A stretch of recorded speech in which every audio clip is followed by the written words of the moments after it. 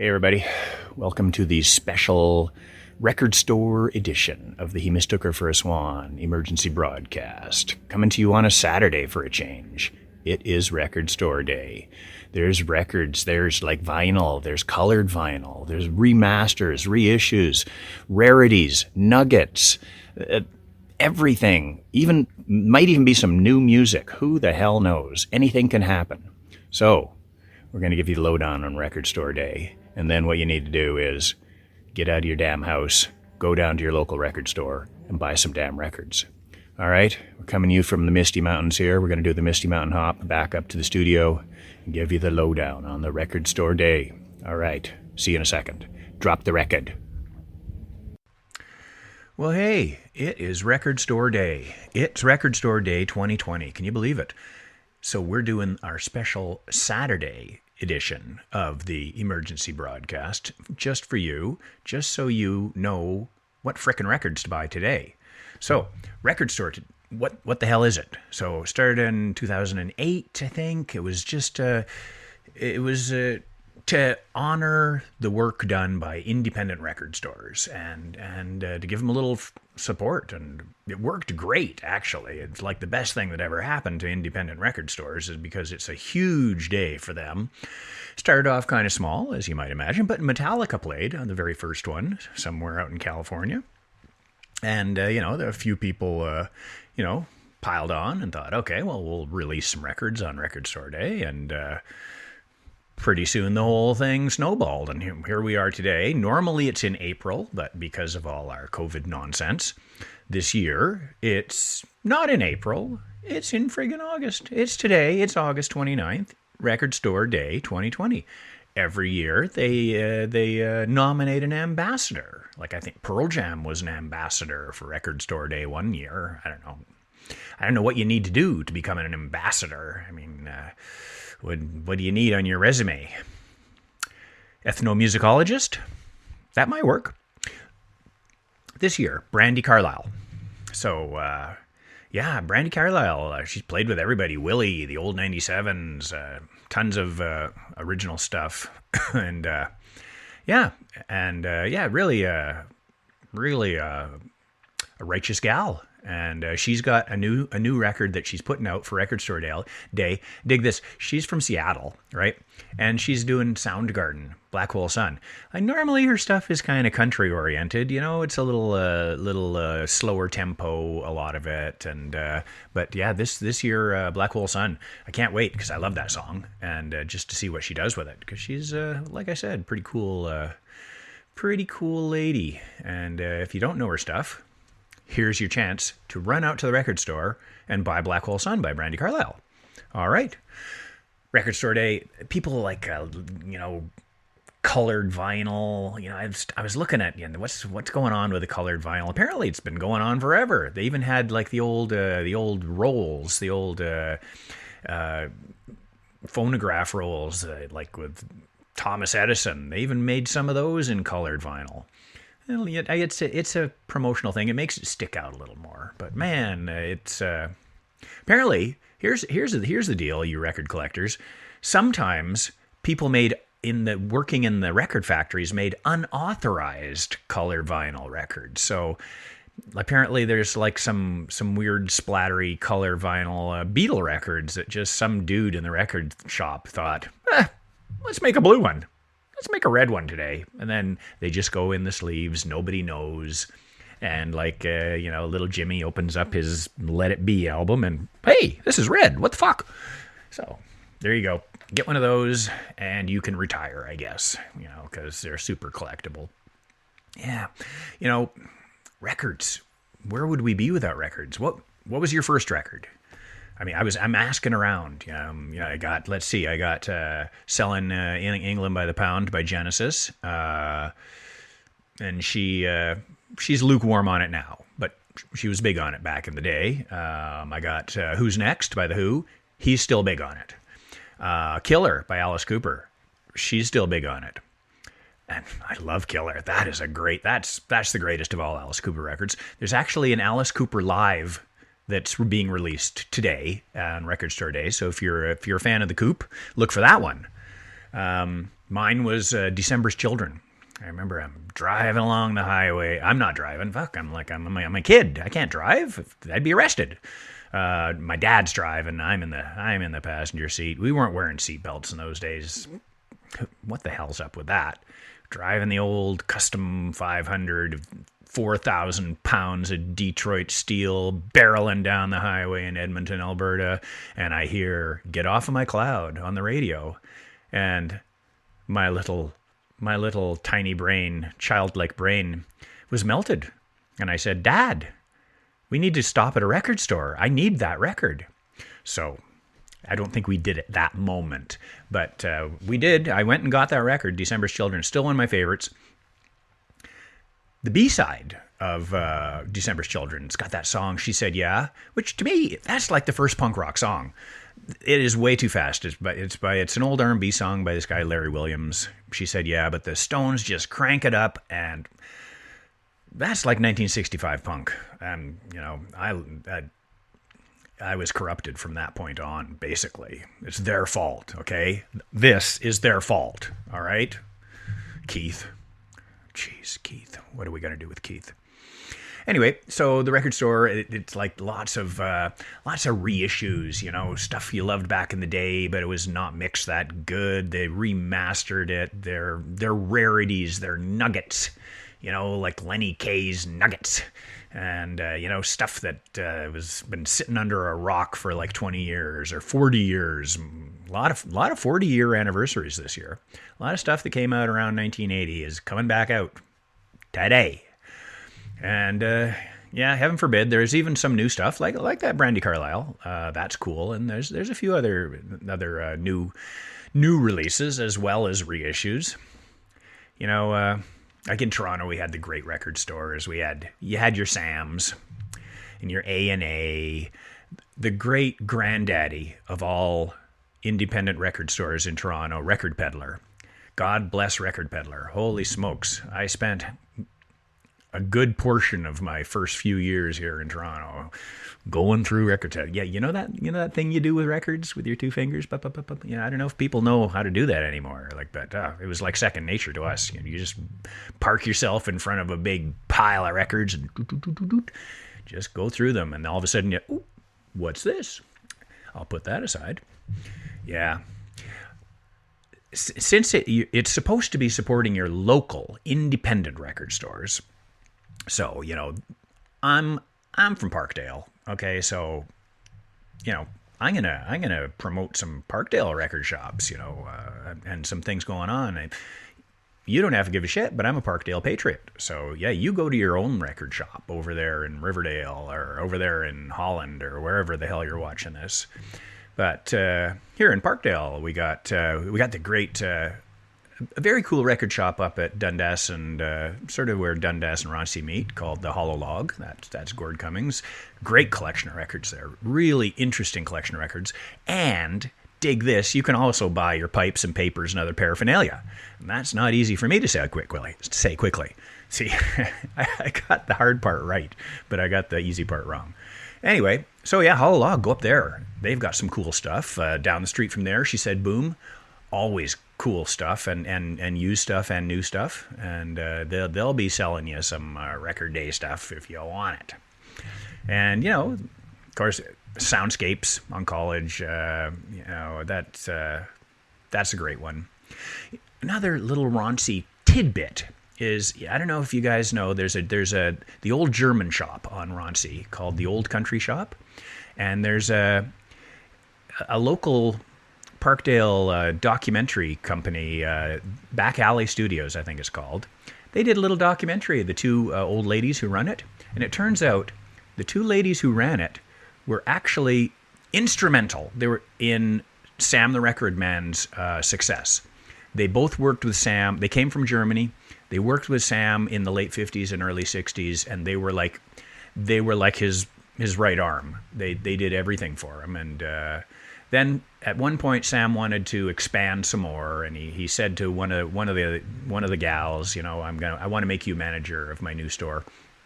And they went, nah, you know what? We're going to go back to Roncesvalles and we're just going to open up a little shop there. But if anybody's lived on Roncesvalles for long enough, you might remember that the old country shop used to have another sign above it, and I think it was called Hanover Records, and they just imported records from Europe and had German and Polish records. There you go. I'm going to put a little link to that because it's a pretty interesting story and it's local history, and there it is. All right, check it out, but like come back, okay? So anyway, let's just, I'm going to quickly, here's what I'm going to do. And this may seem counterintuitive, but I'm going to make a Spotify playlist for you, okay? And you're thinking, well, Spotify, that's not a record. I get it, but I can't give you a record, okay? So what I'm going to do is I'm going to give you like a little teaser, and you can go to this Spotify playlist. It's called He Mistook Her for a Record Store, cleverly. I'm going to give you the link. And it's got some of the cool stuff that's being released, and maybe if some of it kind of tickles your fancy, if you know what I mean, then run out to your record store and buy it, like on colored, crazy, splattery, purple and green vinyl with heavy duty, blah blah blah, recorded half speed. You're gonna love it. I don't know. Yeah. I guess not everybody actually even has a turntable. If you don't have a turntable, I bet that you probably do have one, but it's in the basement and it doesn't work, right? Dust that thing off and get it fixed because it does sound better. I'm sorry, it just does. It sounds better, okay? So, what's happening? Okay, Black Sabbath. Black Sabbath, not a big band for singles, but they did release a couple singles, 7-inch singles, and now they're re-releasing them remastered with picture discs. So you got like Tommy Iommi's face on your little 7-inch, and I mean, how groovy is that? And it's got their first two singles. One of them is Paranoid and The Wizard. Okay, so Paranoid, you know that He Mistook Her for Swan, we do Paranoid, and I think it's just such a fantastic song, and I think our interpretation of it stands up. So if you don't think that, fuck yeah. I think it's great. The other song, The Wizard, is actually maybe my favorite Sabbath song, and it's on the first album. It's weird because they had the single, Paranoid and The Wizard. They ended up on 2 different albums. How did that happen? Ozzy, how did that happen?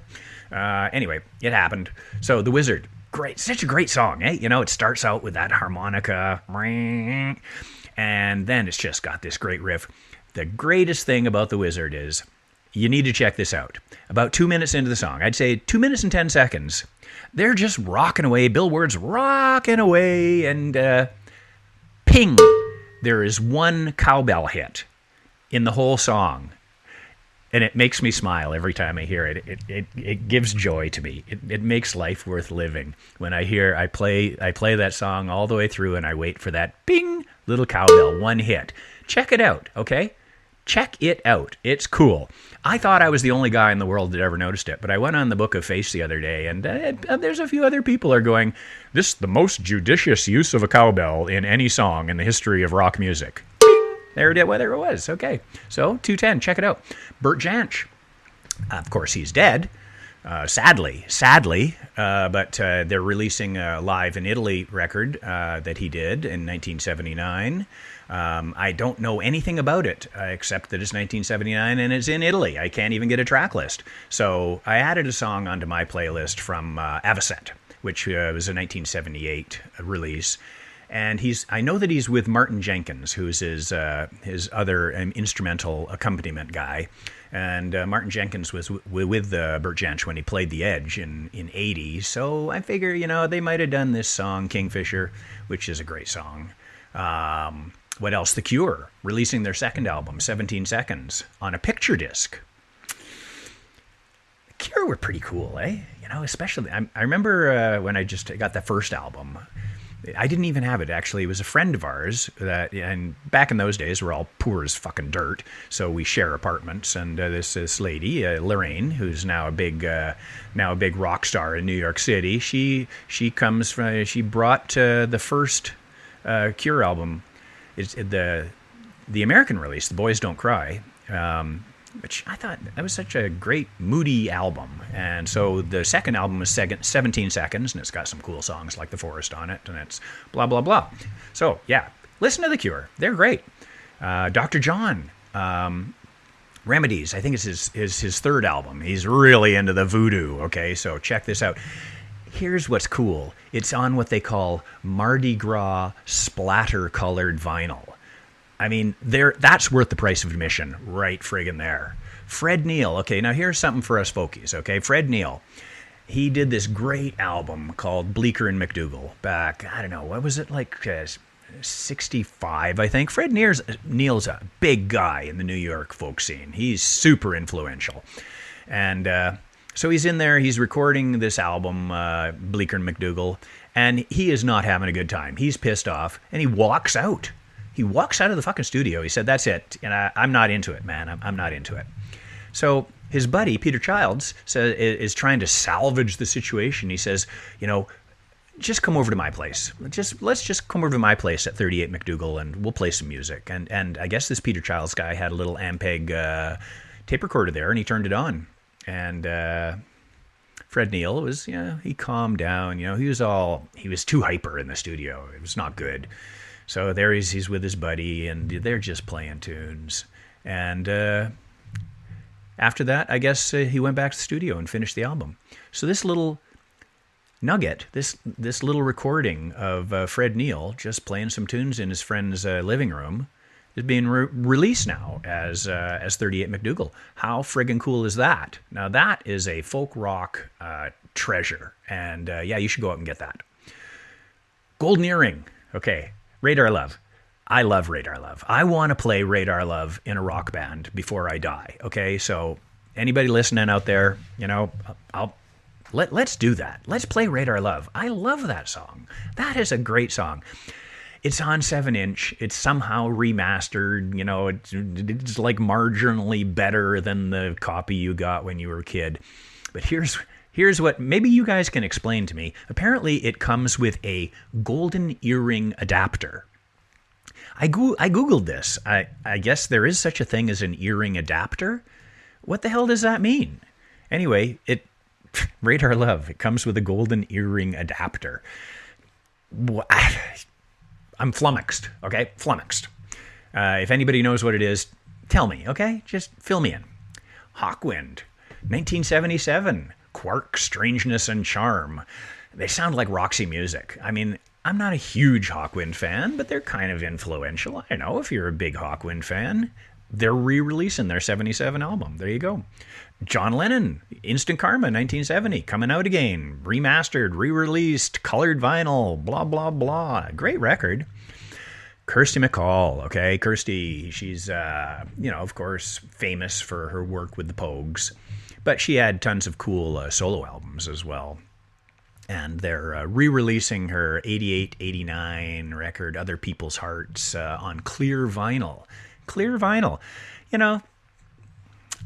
That would be cool. Linton Kwesi Johnson, LKJ, Bass Culture, on red and green vinyl, the Jamaican colors. I don't know where the gold went, but remember LKJ? I remember seeing him at Masonic. So cool, man, so heavy, got that dub rhythm, got that dub poetry he's doing. I love it. Motorhead, of course, re-releasing Ace of Spades, 40th anniversary picture disc. I mean, I don't know. Do I need more Ace of Spades? Can you ever have enough Ace of Spades? I don't know. I mean, I love Ace of Spades. But great song. Lemmy. Okay, and Lemmy was in Hawkwind, but Lemmy wasn't in Hawkwind when they did Quark, Strangeness, and Charm. So he was already off being Lemmy by that point, I believe. Yeah, New Order. I mean, that's cool. 1982 John Peel sessions, never released until now. What do you think of that? There's a whole bunch of original soundtrack stuff coming out. I mean, I don't know who buys this stuff. I mean, who buys the Austin Powers soundtrack re-released on picture disc or colored vinyl anyway? But, Ennio Morricone, The Good, Bad, and the Ugly, and a whole bunch of those spaghetti western soundtracks are being re-released, and that's cool stuff. Pink Floyd, Arnold Lane, but this isn't the Syd Barrett singing it. This is like the 2007 Pink Floyd, but they're doing a tribute to Syd, and they do Arnold Lane. I will tell you something you don't know. After the Demics broke up, probably in the same era as when Handsome Ned was going. Me and a few guys, we formed a band with Keith Whitaker. And I don't know if we ever really finalized on a name. We had John James on saxophone, he ended up being a big session guy, and had the guy from Hoi Polloi on drums. What the hell was his name? And a bunch of Alec Albero on bass and me. And one song we did with Keith Whitaker singing was Arnold Lane. And I'll tell you, that would be worth the price of admission if I could ever hear that again, because Keith really friggin' did that song great. So I love that song. I don't know if I care about the 2007 version of it. Blah, blah, blah. Who cares? Pink Floyd after, I don't know. I got a hard time with Pink Floyd. I acknowledge, okay, that they're pretty cool and they did some great stuff, but I don't know. I'd rather just see a band in a local pub. Down a pub, all right? Whiz Jones, that's a guy we've not talked about much. Whiz Jones was one of those Fancy Dan guitar player guys from the English folk scene, and he put out an album in 1979, and they're re-releasing it. I don't know, it's probably on colored vinyl. Speaking of great folk records from England in the 60s, the greatest maybe, Shirley Collins, Davy Graham, Folk Roots, New Roots. That's the great collaboration, kind of an odd mix, as I've said before, an odd mix of Davy Graham. He's influenced by Moroccan music and raga and Indian music, and he's still doing, but they're doing these traditional English songs, and Shirley is like at the height of her power there, and it's a great album. They're re-releasing it, remastered. That you should go out and buy. I bet Gordy's got that at Hololog, okay? Yeah, in fact, just shut your browser now and run out there and get it, because that'll be worth the price of admission. I don't know, Wire. Okay, here's one. Wire actually has new music. It's called 1020, new album, okay? How great is that? Released on Record Store Day. I remember I saw Wire like in 1977 in the Red Cow in Hammersmith in London. It was about a month or two before they released Pink Flag, and it's just a little local pub. There wasn't even a stage. They're just playing like on the floor in front of me, and there's 20 people. It was fucking great, and Wire has just continued to be fucking great for 40 damn years, and they have a new record, and it's good. Check it out. Okay, I'm going to leave you with a Teenage Head from their Tornado 1982 album. They're re-releasing a demo of one song called A Drive-In. So, there's your Canadian content. Speaking of Canadian content, in my playlist, even though He Mistook Her for Swan is not released on vinyl, I snuck a couple songs in there because I'm just a sneaky bastard, okay? If you don't like it, you can punch me in the head next time you see me, okay? So, everybody, go out, support your local record store. They're gold. They're our soul. Okay, those people who are like, they're collecting, bringing all these records in from all over the world. They're making choices. They're making good choices. Okay, go support them, and go to your local record store and buy some damn vinyl records. Okay, if your record player isn't working, fix it up. All right. Check out the playlist that I'm going to include on this. I'm not going to add any more music onto this thingy. Just if you want to check out the playlist, that might give you some idea of some of the new stuff that's out today. All right, everybody, you take care, and we will see you next week.